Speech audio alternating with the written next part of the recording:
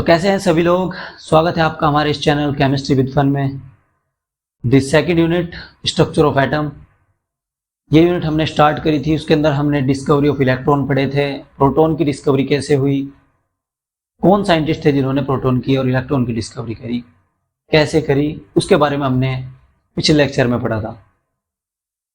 अब बात आती है कि जब इलेक्ट्रॉन प्रोटॉन अगर एटम के अंदर मौजूद हैं तो वे कहाँ कहाँ मौजूद हैं, कैसी उनकी शेप है एटम की और किस तरीके से उसके अंदर में फिल किए गए हैं, इलेक्ट्रॉन कहाँ हैं और प्रोटॉन कहाँ हैं। तो इस भीड़ में बहुत से साइंटिस्ट इस खोज में लगे हुए थे। सबसे पहले जब इलेक्ट्रॉन की खोज जे थॉमसन ने की तो उन्होंने ही सबसे पहले अपना मॉडल दिया, थॉमसन मॉडल ऑफ एटम। अब जल्दी के चक्कर में उन्होंने अपना मॉडल तो दे दिया, लेकिन ये नहीं पता कि वो मॉडल गलत है या सही है। उन्होंने एक अपना मॉडल दिया कि जो एटम है वो स्फेरिकल शेप का है और इसके सरफेस पर पॉजिटिव यानी कि प्रोटॉन जो है वो इसके सरफेस पर डिस्ट्रीब्यूट है और जो इलेक्ट्रॉन है वो इसके अंदर है। ये थ्योरी, ये model Thompson model of atom था जो 1897 में आया। अब ये मॉडल पूरी तरीके से गलत हो गया, क्योंकि एक साइंटिस्ट जो रदरफोर्ड जी आए उन्होंने इसके ऊपर एक एक्सपेरिमेंट किया जिसे अल्फा पार्टिकल स्कैटरिंग एक्सपेरिमेंट के नाम से जाना गया। वो हम अब पढ़ते हैं। अब हम इसके अंदर पढ़ते हैं रदरफोर्ड ऑफ न्यूक्लियर मॉडल। जब जे थॉमसन ने अपना मॉडल दिया कि एटम के सरफेस पर पॉजिटिव पार्टिकल और उसके अंदर निगेटिव, तो रदरफोर्ड ने जब अपना एक्सपेरिमेंट दिया तो उसका मॉडल पूरी तरीके से गलत हो चुका। अब Rutherford of nuclear model of atom, जिसे अल्फा पार्टिकल स्कैटरिंग एक्सपेरिमेंट के नाम से भी जाना गया, ये इन्होंने 1911 में दिया रदरफोर्ड ने। न्यूक्लियस की खोज भी रदरफोर्ड ने ही की थी और इन्होंने क्या किया कि अल्फा पार्टिकल की एक बीम थिन गोल्ड फॉइल पर डाली। अल्फा पार्टिकल जो कि पॉजिटिव पार्टिकल होते हैं, इन्होंने अल्फा पार्टिकल ही क्यों लिए, क्योंकि अल्फा पार्टिकल बहुत ही जो डेंस सब्सटेंस होता है उसको भी भेजने की क्षमता रखते हैं। तो अल्फा पार्टिकल जो पॉजिटिव पार्टिकल हैं उसकी बीम इन्होंने डाली थिन गोल्ड फॉइल पर। ये गोल्ड फॉइल के एटम हैं। इसमें क्या हुआ, कुछ जो अल्फा पार्टिकल हैं वो स्ट्रेट लाइन में पास हो गए और कुछ स्मॉल एंगल पर डिफ्लेक्ट हो गए।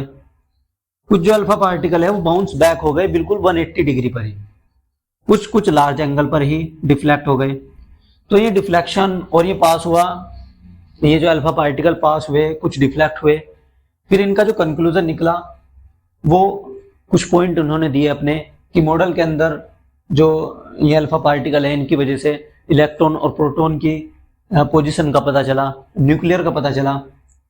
तो वो अब हम पढ़ते हैं जो रदरफोर्ड ने एक्सपेरिमेंट किया अल्फा पार्टिकल्स का, उसके जो कंक्लूजन आए वो पढ़ते हैं। तो फर्स्ट क्या था कि most of the space of atom is empty as most of the alpha particle pass through the foil undeflected. यानी कि जो ज़्यादातर जो एटम का जो स्पेस है वो खाली है और most of the alpha particle जिसके द्वारा अनडिफ्लेक्टेड होकर पास हो गए सीधे बिल्कुल। सेकंड पॉइंट क्या कहता है, few positive alpha particle deflected the deflection due to the repulsive force and the positive charge has concentrated in a very small volume that repel and deflected alpha particle. तो उसने कहा कि एक positive जो charge particles हैं वो जो deflect हुए हैं वो किसकी वजह से हुए हैं, एक रिपल्सिव फोर्स की वजह से डिफ्लेक्ट हुए हैं। रिपल्सिव फोर्स कब लगती है, जब सेम चार्ज के ही आपस में टकराएंगे तो रिपल्सिव फोर्स उनके बीच में लगेगी, दूसरे को डिफ्लेक्ट करेंगे। तो इसके कारण ही वो जो डिफ्लेक्शन हुआ है अल्फा पार्टिकल्स का वो रिपल्सिव फोर्स के द्वारा हुआ। और जो पॉजिटिव चार्ज हैज कंसंट्रेटेड है वेरी स्मॉल वॉल्यूम, यानी कि जो पॉजिटिव चार्ज है वो कंसंट्रेटेड है एक बहुत ही छोटे वॉल्यूम के अंदर। कोई ऐसा नहीं है कि थॉमसन मॉडल ने क्या कहा था कि चारों ओर हमारे पॉजिटिव चार्ज पार्टिकल बैठे हैं, अंदर उसके निगेटिव है, तो ऐसा तो कुछ नहीं है ना। तो पॉजिटिव जो चार्ज पार्टिकल है वो बहुत ही स्मॉल वॉल्यूम के अंदर, बहुत ही स्मॉल वॉल्यूम में है उसके अंदर। तो थर्ड जो इसका कंक्लूजन था वो क्या था, volume of occupy by the nucleus is negligibly small as compare to the total volume of atom. Rutherford ने जब अल्फा पार्टिकल का एक्सपेरिमेंट किया तो जब अल्फा पार्टिकल किसी एटम के ऊपर टकराए तो जो कुछ जो अल्फा पार्टिकल थे वो डिफ्लेक्ट हो गए वापस तो उन्होंने क्या ऑब्जर्व किया कि इसके बीच में एक बहुत ही हार्ड डेंस पार्टिकल मौजूद है, उन्होंने जिसका नाम न्यूक्लियस दिया। न्यूक्लियस, इसके अंदर एक न्यूक्लियस मौजूद है, बहुत ही हार्ड और डेंस है, जिसे अल्फा पार्टिकल भी पास नहीं कर पाए। जो अल्फा पार्टिकल वापस आ गए डिफ्लेक्ट होकर। तो वो जो न्यूक्लियस है, इन्होंने क्या कहा कि the volume of occupy by the nucleus, जो इस न्यूक्लियस के द्वारा वॉल्यूम ऑक्यूपाई किया गया है वो लगभग नेग्लिजिबल है, वो स्मॉल है as compare to the total volume of atom. पूरे एटम के वॉल्यूम से जो न्यूक्लियस का वॉल्यूम है बहुत ही कम है। जैसे आप पूरे ग्राउंड को ले लीजिए और उसके अंदर आप बॉल रख दीजिए बीचों बीच, तो वो इस तरीके से ही न्यूक्लियस हो जाएगा और ये आपका पूरा एटम। तो ये 3 पॉइंट। अब जो इन्होंने न्यूक्लियस की खोज की, न्यूक्लियस मॉडल ऑफ एटम, जो इन्होंने न्यूक्लियस की खोज की एटम के न्यूक्लियस के बारे में, तो उसके भी इन्होंने कुछ पॉइंट दिए, उस न्यूक्लियस की भी कुछ प्रॉपर्टी दी, वो अब हम पढ़ेंगे। सो रदरफोर्ड का न्यूक्लियस मॉडल ऑफ एटम, यानी कि न्यूक्लियस की क्या क्या प्रॉपर्टी है, एटम के अंदर इलेक्ट्रॉन कहाँ और न्यूक्लियस कहाँ पर होता है, उसके बारे में जो कुछ कंक्लूजन आए, वो जो पॉइंट थे वो अब हम पढ़ेंगे। तो भाई जे थॉमसन तो कह रहे थे कि जो पॉजिटिव पार्टिकल हैं वो एटम के चारों ओर मौजूद हैं और इलेक्ट्रॉन उसके अंदर हैं। तो इन्होंने सब चीज ही बदल दी।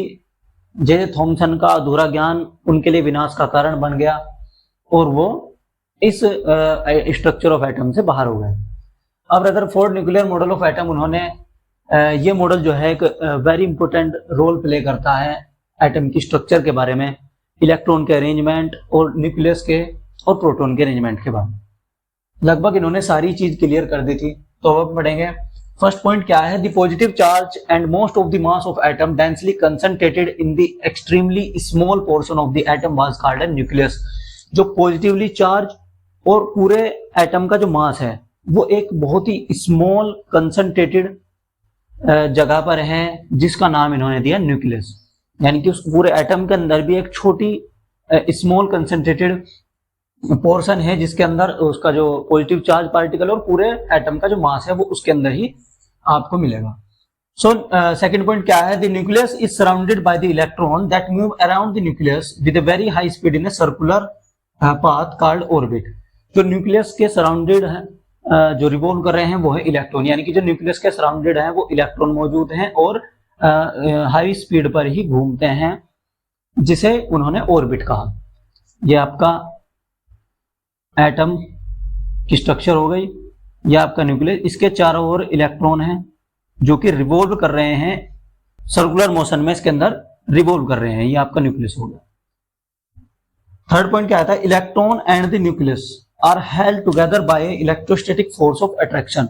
जो ये इलेक्ट्रॉन है और ये न्यूक्लियस है, ये एक इलेक्ट्रोस्टैटिक फोर्स ऑफ अट्रैक्शन के द्वारा एक दूसरे से बंधे हुए हैं। जैसे आपका सूरज और पूरे जो प्लैनेट हैं वो उसके ग्रेविटेशन फोर्स से अट्रैक्टेड हैं, इसी तरीके से एटम के अंदर भी स्ट्रक्चर है जो न्यूक्लियस और इलेक्ट्रॉन को बांधे हुए हैं, वो इलेक्ट्रोस्टैटिक फोर्स है। तो ये इन्होंने कुछ पॉइंट दिए थे रदरफोर्ड की।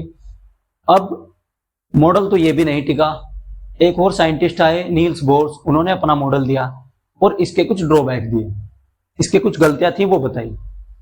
तो अब हम इसके ड्रॉबैक पढ़ते हैं। अब पढ़ते हैं drawback of Rutherford model. Rutherford model of atom, उन्होंने एक्सप्लेन कर दी थी, लगभग सारी चीजें एक्सप्लेन कर दी थी। जो एक एटम के अंदर इलेक्ट्रॉन कहाँ होते हैं, पॉजिटिव पार्टिकल कहाँ होते हैं, वो बिल्कुल सही था, लेकिन वो एटम की स्टेबिलिटी को एक्सप्लेन नहीं कर पाए। So this model does not explain the stability and atomic spectrum, यानी कि जो एटम की जो स्टेबिलिटी थी उसको एक्सप्लेन नहीं कर पाए। अगर आपका ये जैसे न्यूक्लियस है, इसके चारों ओर इलेक्ट्रॉन रिवॉल्व कर रहा है, अकॉर्डिंग टू मैक्सवेल थ्योरी के अकॉर्डिंग, जब कोई इलेक्ट्रॉन कंटिन्यूसली मूव करेगा किसी न्यूक्लियस के चारों ओर, तो वो अपनी एनर्जी को क्या करेगा, एमिट करेगा, एनर्जी को बाहर निकालेगा, और जब उसकी एनर्जी कम होगी तो वो उसका एक्सेलरेशन कम होता रहेगा और वो धीरे धीरे न्यूक्लियस की ओर बढ़ेगा, एंड में जाके वो न्यूक्लियस के अंदर ही कोलैप्स कर जाएगा, जिससे इसकी स्टेबिलिटी का कोई नामो निशान ही नहीं बचता, यानी कि एटम ही एग्जिस्ट नहीं करेगा। तो ये थ्योरी और ये मॉडल आपका यहीं पर ही फेल हो गया था। ये मेजर ड्रॉबैक इसका यही था। और ये atomic spectrum of hydrogen atom का भी एक्सप्लेन नहीं कर पाए थे। एटॉमिक स्पेक्ट्रम क्या होता है, जो हम ये इलेक्ट्रॉन की स्टडी करते हैं वो एटॉमिक स्पेक्ट्रम के अंदर ही करते हैं। क्योंकि जो इलेक्ट्रॉन है वो रेडिएशन भी एमिट करते हैं और एब्जॉर्ब करते हैं, तो उन्हीं स्टडी को ही हम पढ़ेंगे एटॉमिक स्पेक्ट्रम के बारे में। आज के लेक्चर में इतना ही, और हम अब अपने नेक्स्ट लेक्चर में बाकी के टॉपिक पढ़ेंगे। तो वीडियो को लाइक जरूर करें और चैनल को सब्सक्राइब करें और शेयर करें। Thank you. जय हिंद, जय भारत।